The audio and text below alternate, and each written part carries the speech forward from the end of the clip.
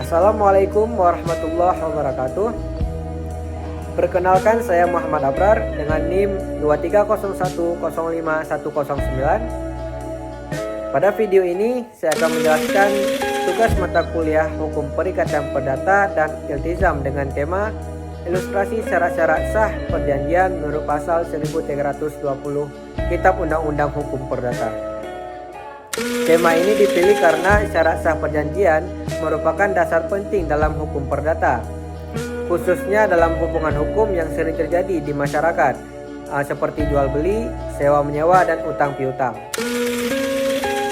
Pengertian perjanjian. Pengertian perjanjian di pasal 1313 KUH Perdata adalah suatu perbuatan di mana satu orang atau lebih mengikatkan dirinya terhadap satu orang lain atau lebih. Artinya, perjanjian merupakan kesepakatan antara dua pihak atau lebih yang menimbulkan hak dan kewajiban. Namun, tidak semua perjanjian otomatis menurut hukum. Untuk dianggap sah, perjanjian harus memenuhi syarat-syarat tertentu. Syarat-syarat sah perjanjian pasal 1320 KUH Perdata menyebutkan 4 syarat sah perjanjian, yaitu yang pertama, sepakat mereka yang mengikatkan dirinya. Yang kedua, kesepakatan untuk membuat perjanjian. Yang ketiga, suatu hal tertentu. Dan yang keempat, suatu sebab yang halal. Selanjutnya saya akan menjelaskan masing-masing syarat tersebut beserta ilustrasi kasusnya. Yang pertama, syarat kesepakatan. Kesepakatan berarti adanya persetujuan antara pihak tanpa adanya paksaan, penipuan atau kekhilafan. Ilustrasi kasusnya, si A ingin membeli motor milik si B dengan harga 10 juta. Si B dan keduanya sepakat atas harga serta kondisi motor tersebut tanpa paksaan dari pihak manapun. Dalam hal ini syarat kesepakatan telah terpenuhi. Namun, jika satu pihak dipaksa atau ditipu, maka kesepakatan tersebut catat hukum dan perjanjian dapat dibatalkan. Yang kedua, syarat kecakapan. Kecakapan adalah kemampuan seseorang untuk melakukan perbuatan hukum. Menurut hukum, yang tidak cakap antara lain anak di bawah umur dan orang yang berada di bawah pengampuan. Jika seorang anak berusia 15 tahun melakukan perjanjian jual beli tanah tanpa orang tua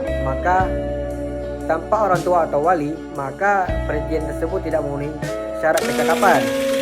Sebaliknya, jika dilakukan oleh orang dewasa yang sehat akalnya, maka syarat kecakapan tersebut terpenuhi. Selanjutnya, yang ketiga, syarat objek tertentu. Objek tertentu berarti perjanjian harus memiliki objek yang jelas, baik berupa barang, jasa maupun prestasi. Ilustrasi kasusnya, si A menyewakan rumah miliknya kepada si B selama 1 tahun dengan alamat dan barang dan harga sewa yang jelas. Objek perjanjian dalam kasus ini adalah rumah, sehingga objek tertentu terpenuhi. Jika objek perjanjian tersebut tidak jelas, maka perjanjian tidak sah. Selanjutnya, syarat sebab yang halal. Sebab yang halal bertujuan untuk perjanjian tidak bertentangan dengan hukum, kesusilaan dan ketertiban umum. Ilustrasi kasusnya, jika si A dan si B membuat perjanjian jual beli narkotika, meskipun ada kesepakatan dan kecakapan, perjanjian tersebut tetap batal demi hukum karena bertentangan dengan undang-undang. Sebaliknya, perjanjian jual beli barang yang sah dan legal memenuhi syarat sebab yang halal.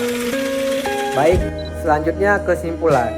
Berdasarkan penjelasan tersebut, dapat disimpulkan bahwa suatu perjanjian baru dianggap sah apabila memenuhi keempat syarat dalam pasal 1320 KUH Perdata. 2 syarat pertama bersifat subjektif, sedangkan 2 syarat terakhir bersifat objektif. Apabila syarat subjektif tidak terpenuhi, perjanjian dapat dibatalkan.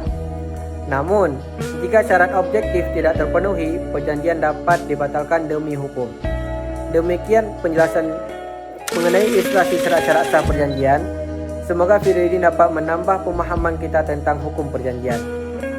Demikian dari saya. Wassalamualaikum warahmatullahi wabarakatuh.